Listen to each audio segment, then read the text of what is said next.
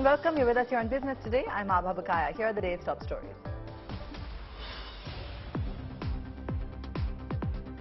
Sensex hit yet another closing high after a late push in trade. Tech and banks lead gainers. Metals worst hit.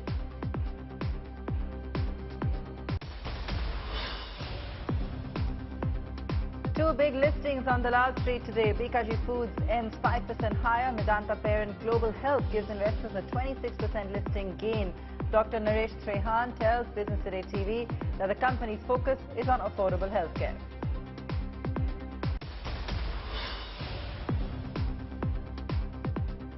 Even as the global economy teeters on the edge, Dr. Arvind Virmani finds a full-time seat in Niti Aayog. He was the chief economic advisor during the Manmohan Singh government. Estee Lauder makes a big play for the ultra-prestige market, buys the iconic Tom Ford fashion house for $2.8 billion.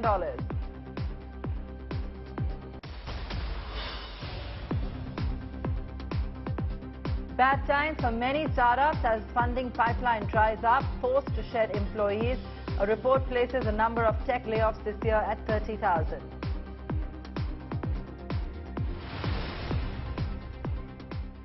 The Sensex hit yet another lifetime high after being subdued for most of the session. The initial trade saw sentiment being hit by news that a Russian missile had killed 2 people in Poland. However, mood on the street improved after the US president said that the missile originated in Ukraine.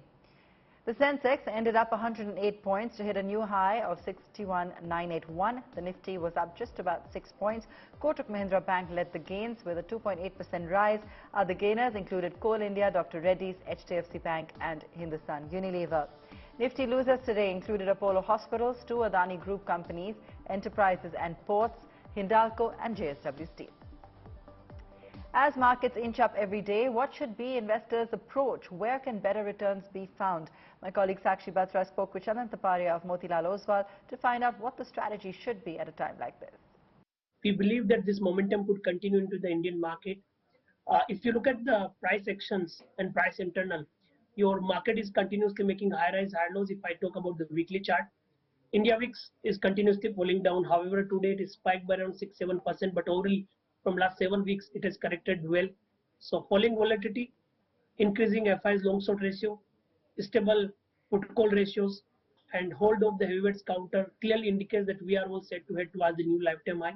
Talking about the Bank Nifty, that is comparatively outperforming, and we believe that SDFC Twins could add the value to see the cheerful momentum to further heighten momentum in the Bank Nifty. So 43,000 in the Bank Nifty and 18,605, that is the new lifetime high in Nifty, are now going to be placed over the next week.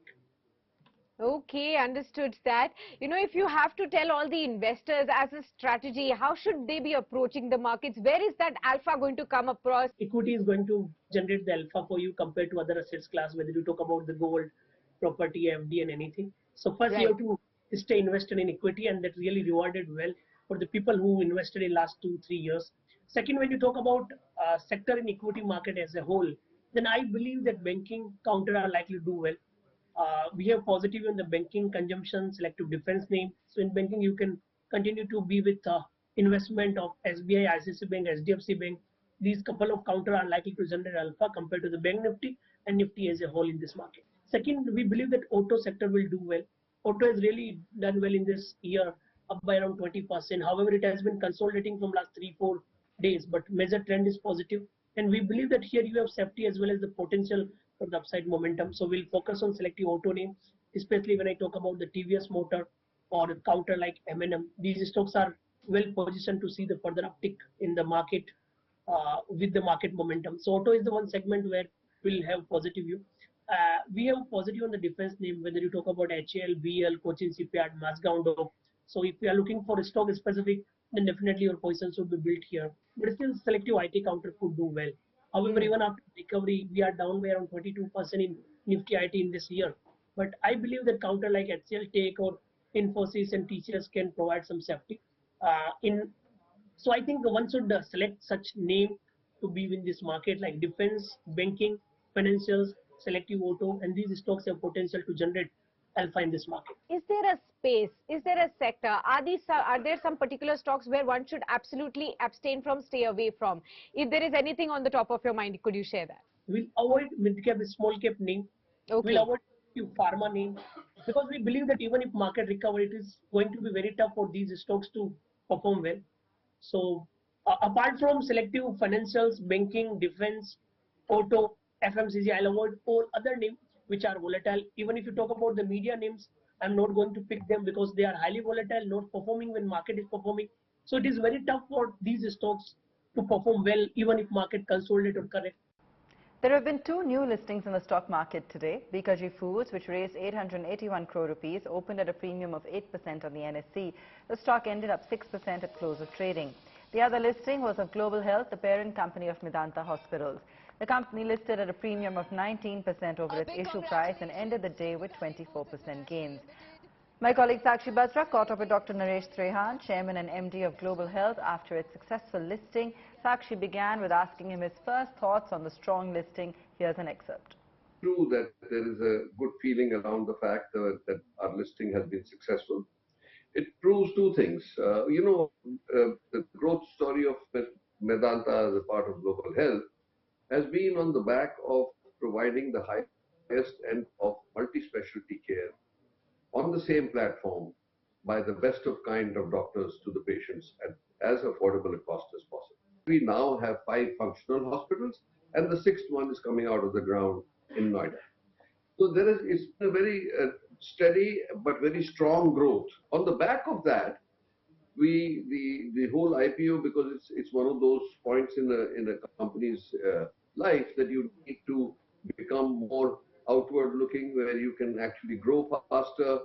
So the investors actually have also reposed their faith in us, their confidence in us, that yes, this is a good quality company being run with all the highest ethics and credibility, and also serving the people. So could you also share more on the expansion plans from the current about 2,400 beds that you have? You talked about the new facility in Noida coming up. By when can we expect that to be operational and then start to contribute to the books?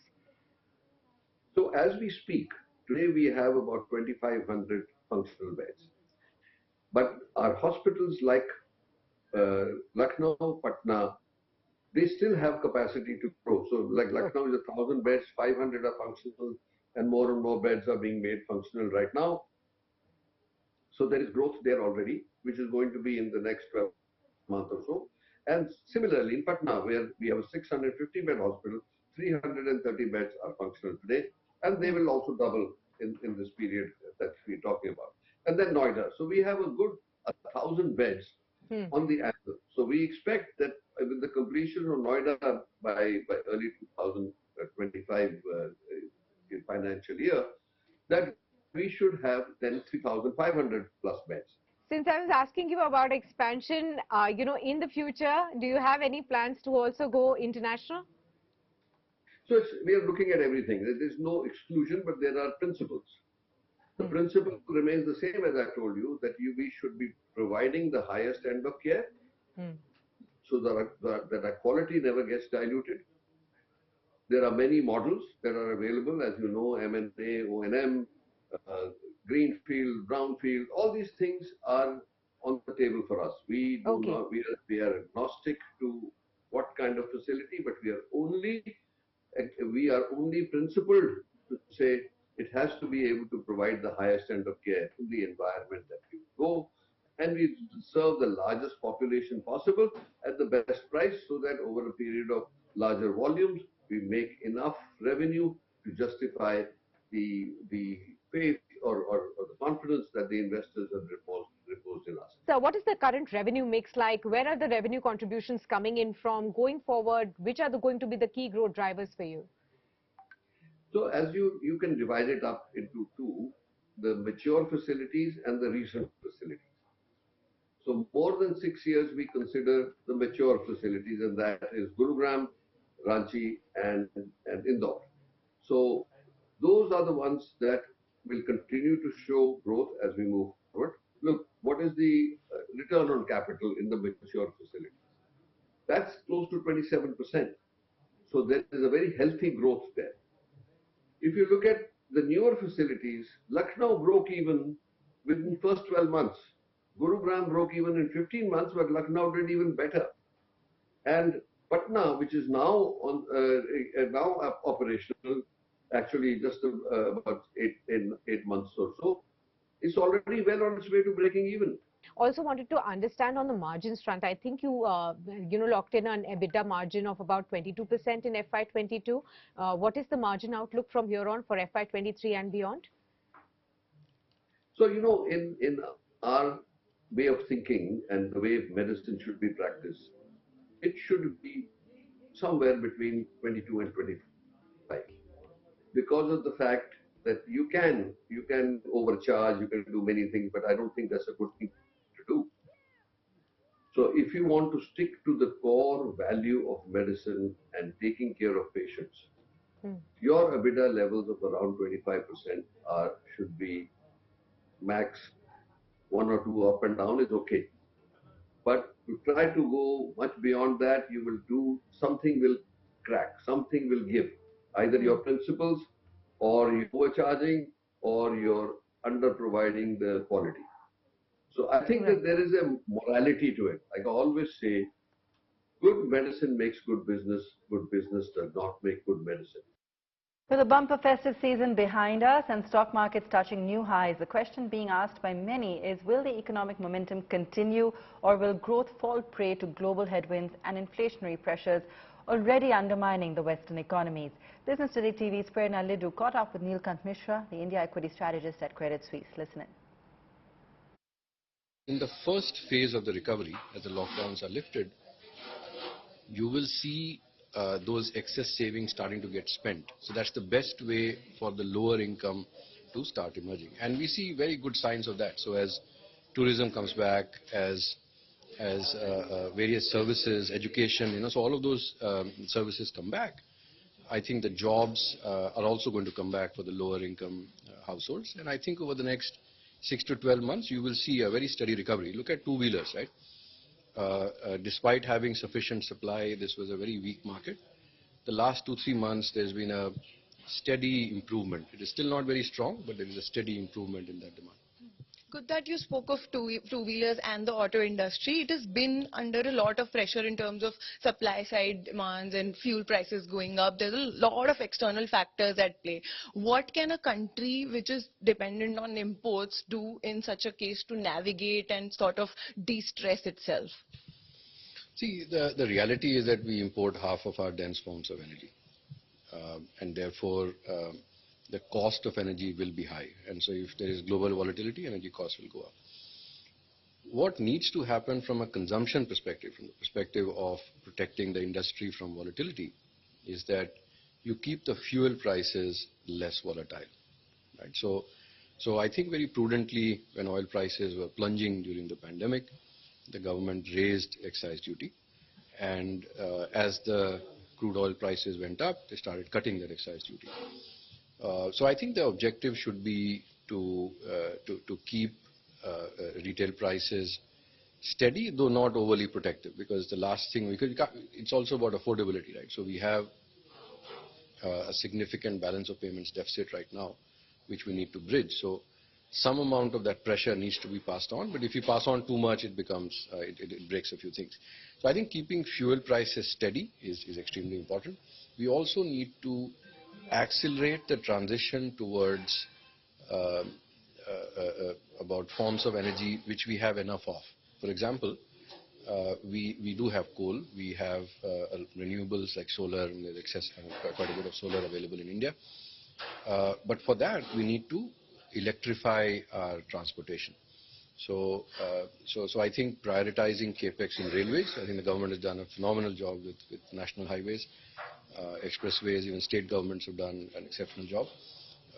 But I think we need to get the railways capex, and this year it's going very well, and I hope we can continue building on that momentum. At the same time, the electrification of two-wheelers, the electrification of cars, personal vehicles, electrification of heavy commercial vehicles, I think all of those over the next 10 years we need to prioritize so that we can start shifting to more domestic forms of energy.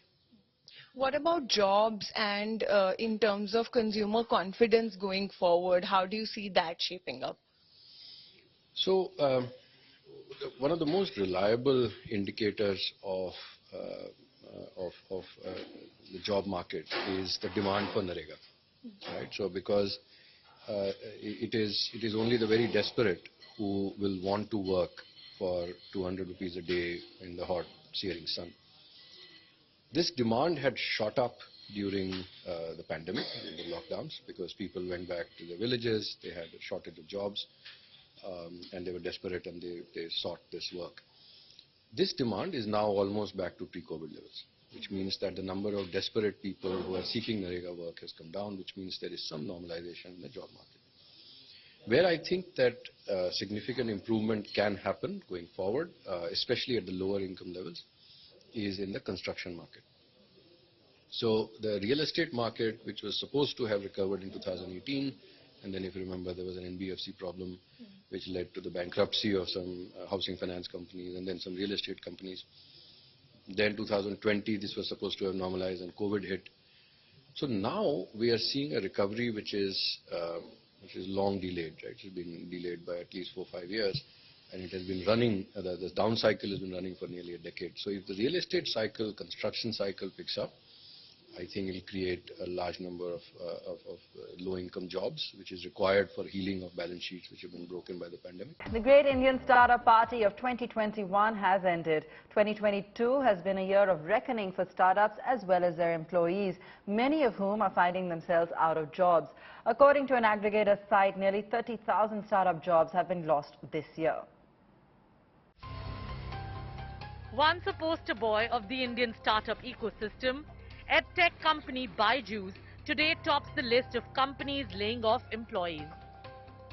Its own website lists acquisitions in the past 1 year amounting to more than $2.1 billion, splurging on inorganic expansion, grabbing companies like Akash Educational Services, Epic and Greater Learning.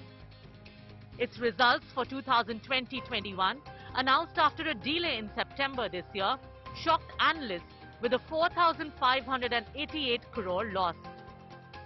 Even industry veterans like Harsh Goenka and Kiran Mazumdar-Shaw were left scratching their heads over the company's money model.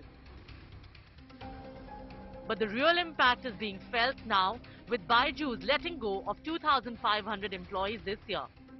According to a tech layoffs aggregator site, one of its subsidiaries, White Hat Junior, has fired 2,100 employees. It's been a harsh tech winter for several startups, with the economic climate freezing the funding pipeline. According to layoffs.fyi, Ola leads the layoffs list with 2,600 firings. Swiggy has let go of 2,250 employees, and ByteDance has fired 1,800 people. Paisa Bazaar and Unacademy have both fired 1,500 employees. The total number of tech layoffs is near 30,000 this year. Among the other well-known companies to have fired employees are MakeMyTrip, Meesho, Uber and Paytm. In many cases, they didn't have earnings, and they relied on either borrowing money to make up the gap or raising venture capital or private equity money. And free money was basically, free and plentiful money was basically the paradigm. And so you're now seeing those companies who have negative cash flows.